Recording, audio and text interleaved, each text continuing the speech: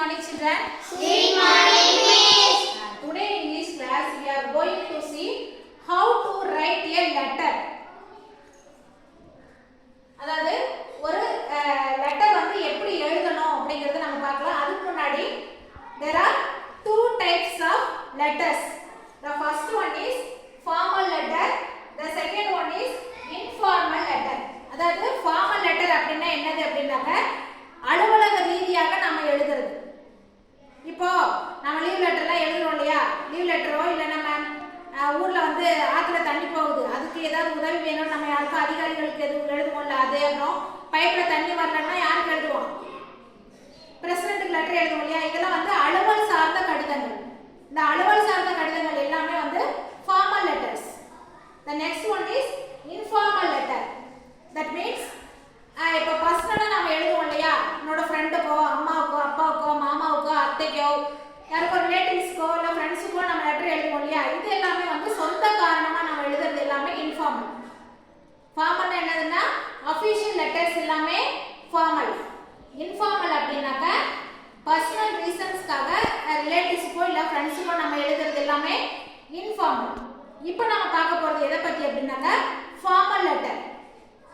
ஒரு formal letter வந்து எப்படி எழுதணும், எப்படி முடிக்கணும், என்னென்ன ஸ்டெப்ஸ்லாம் இருக்கு அப்படிங்கறத இப்போ நம்ம பார்க்க போறோம். பார்க்கலாமா?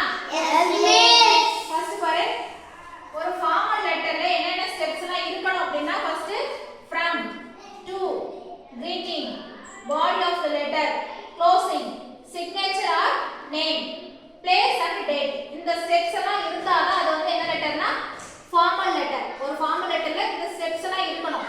இது என்ன அப்படிங்கறது டீடைலா நாம இப்ப பார்க்க போறோம். ஃபர்ஸ்ட் ஸ்டெப் என்ன இருக்கு அப்படினா ஃபர்ஸ்ட் ஸ்டெப் என்னது from. இங்க fromல நாம என்ன எழுதுவோம் அப்படினா தமிழ்ல அனுப்புதல் அப்படினு போட்டு கடிதம் எழுதுறோம் இல்லையா, யார் லெட்டர் எழுதுறோமோ அவங்களோட டீடைல் வந்து இங்க போடணும். என்ன இப்போ லெட்டர் வந்து யாருக்கோ ஒருத்தருக்கு வருது, இப்ப உனக்கே ஒரு லெட்டர் வருது, அது யார் அனுப்புனான்னு எப்படி தெரியும், அது யார் எழுதுறான்னு நமக்கு எப்படி தெரியும், தெரியாது இல்லையா. அதுதான் இப்போ இங்க from என்ற இடத்துல இங்க என்ன டீடைல்ஸ் போடணும்னா உன்னோட டீடைல்ஸ், நீ எழுதுனா உன்னோட details.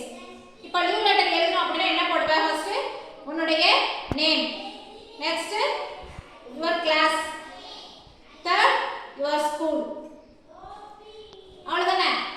And then final your place, அதாவது your village name or city name, இவ்வளவு தான் எழுதுவோம். அப்போ அதாவது இங்க ஃப்ரம்ல நம்மளோட டீடைல்ஸ் யார் லெட்டர் எழுதுறோமோ அவங்களோட டீடைல் இருக்கும். இங்க நம்ம ஃப்ரம் டு இதெல்லாம் எழுதுறோம் இல்லையா, இங்க பக்கத்துல கமாவோ புள்ளியோ கோலனோ எதுவுமே போட தேவையில்லை, ஃப்ரம் மட்டும் எழுதினா போதும், அவ்வளவுதான்.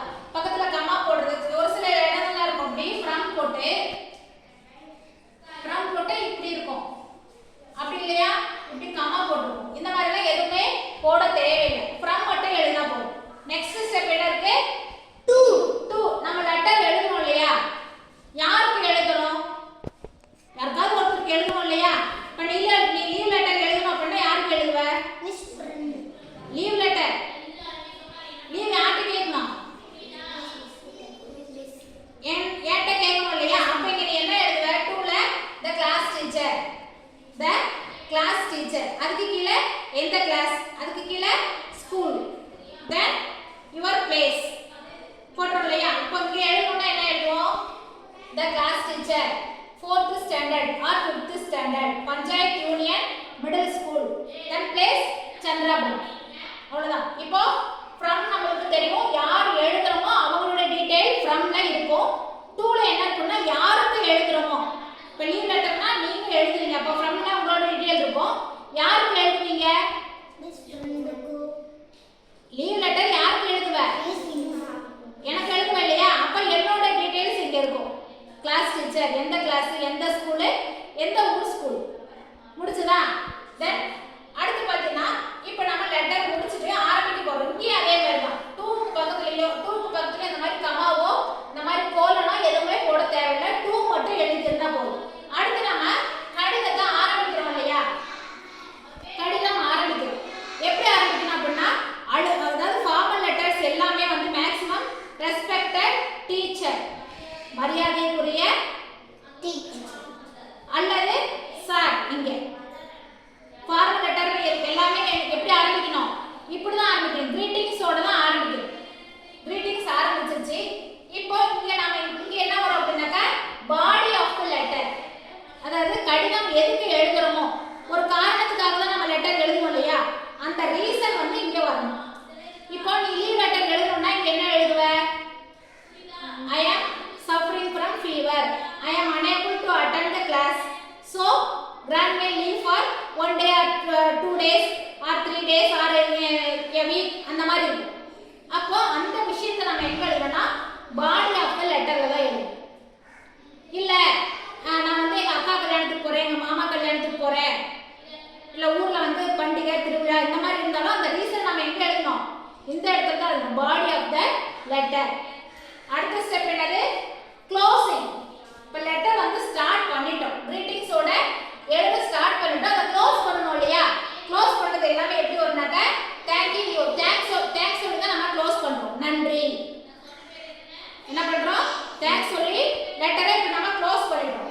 அதுக்கு அடுத்து பாரு என்ன இருக்கு அப்படின்னாக்க சிக்னேச்சர் ஆர் நேம். அதாவது லெட்டரை யார் எழுதுறோமோ அவங்களுடைய பெயர் அல்லது கையொப்பம். இங்க யுவர்ஸ் ஒபீடியன்ட்லி, தங்கள் கீழ்ப்படிந்துள்ள, தங்கள் உண்மையுள்ள, யுவர் சின்சியர்லி, யுவர்ஸ் ட்ரூலி, இந்த மாதிரி தான் வரணும் அஃபிஷியல் லெட்டருக்கு. எழுதிட்டு கீழே என்ன பண்ணணும்? என்ன பண்ணணும்? சிக்னேச்சர். யாருடைய சிக்னேச்சர்? யாருடைய சிக்னேச்சர் இங்க வரும்?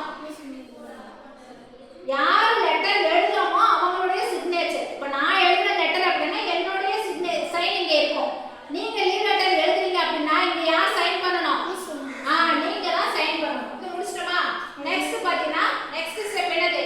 Place and date. இப்போ இந்த கார்னர்ல பிளேஸ்னா உங்க ஊருடைய பேர். Next date. நம்ம எந்த டேட்ல வந்து லெட்டர் எழுதுறோமோ அந்த டேட் இங்க போடணும். ஒரு அஃபிஷியல் லெட்டர், அதாவது ஒரு ஃபார்மல் லெட்டர், இந்த ஸ்டெப்ஸ் எல்லாம் கட்டாயம் இருக்கணும். இன்னொரு டைம் பார்த்துடலாமா? ஃபர்ஸ்ட் ஸ்டெப் என்னது? ஃப்ரம். ஃப்ரம்ல என்ன இருக்கும்? யார் லெட்டர் எழுதுறோமோ அவங்களுடைய டீடைல் இருக்கும். அடுத்து டூல என்ன இருக்கும்? யாருக்கு லெட்டர் எழுதுறோமோ அவங்களுடைய டீடைல் இருக்கும். Next greeting. ஒரு லெட்டர் ஒரு ஃபார்மல் லெட்டர் ஆரம்பிக்கும் போது இப்படி தான் ஆரம்பிக்கும். அதுக்கு அடுத்தது பாடி ஆஃப் தி லெட்டர். நம்ம என்ன ரீசனுக்காக இல்லை என்ன இன்ஃபர்மேஷனுக்காக வந்து அந்த ஃபார்மல் லெட்டர் எழுதுறோமோ அந்த டீடைல் இங்க இருக்கும் இல்லையா, இதுதான் வந்து body of the letter. Next closing வந்து என்ன பண்ணோம்? தேங்க்ஸ் சொல்லி க்ளோஸ் பண்ணோம். அதுக்கு அடுத்தது நம்மளுடைய சிக்னேச்சர் இருக்கணும். Yours obediently, yours truly, yours sincerely, இந்த மாதிரி ஏதாவது போட்டு அதுக்கு கீழே யார் லெட்டர் எழுதுறாங்களோ அவங்களுடைய சிக்னேச்சர் இருக்கணும். தென் இந்த கார்னர்ல பிளேஸ். நம்ம லெட்டர் எழுதுறோம் இல்லையா, நம்மளோட பிளேஸ் எதுவோ அந்த பிளேஸ், நம்ம எந்த டேட்ல லெட்டர் எழுதுறோமோ அந்த டேட் இங்க போடணும். இதுக்கு முன்னாடி இங்க டைட்டில் இருக்கும். Title R heading. அதாவது இது லீவ் லெட்டரா, பர்மிஷன் லெட்டரா, ரெக்வெஸ்ட் லெட்டரா என்ன நமக்கு தெரியணும் இல்லையா? அப்போ அது என்ன லெட்டர்? லீவ் லெட்டர்னா லீவ் லெட்டர், இல்ல பர்மிஷன் லெட்டர் அப்படின்னாக்க பர்மிஷன் லெட்டர் அப்படிங்கறத மேல நாம எழுதி இருக்கோம். கிளியரா? Yes, miss. Are you clear? Yes, miss.